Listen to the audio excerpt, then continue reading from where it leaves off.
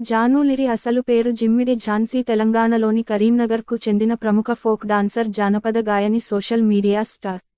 ఆమె తన energetic dance పెర్ఫార్మెన్స్లు సాంప్రదాయ జానపద గీతాలతో తెలంగాణలో బాగా పాపులర్ అయింది.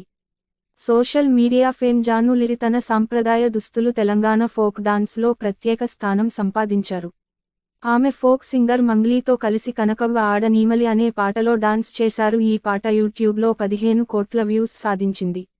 అందాల సుందరాంగుడు వంటి లేటెస్ట్ ఫోక్ సాంగ్స్లో కూడా ఆమె కొరియోగ్రఫీ డాన్స్ చేశారు.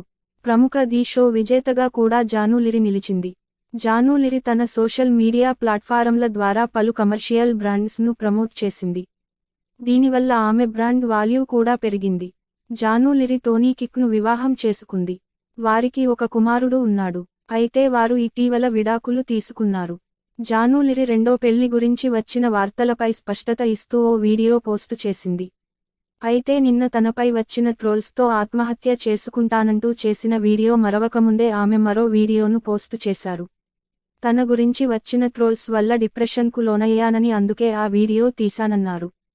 తాను ఎవరికీ భయపడేది లేదన్నారు. తనపై వచ్చిన ట్రోల్స్ వల్లే కొంత డిప్రెషన్కు గురయ్యానన్నారు. అవును, తాను కొత్త లైఫ్ లీడ్ చేయబోతున్నానని, నేను పెళ్లి చేసుకుంటే మీకేంటి నష్ట, నేను నా కొడుకు ఇద్దరం కొత్త లైఫ్లోకి వెళ్తున్నాం అంటూ ఆమె మరో వీడియోను ఇన్స్టాలో పోస్టు చేశారు.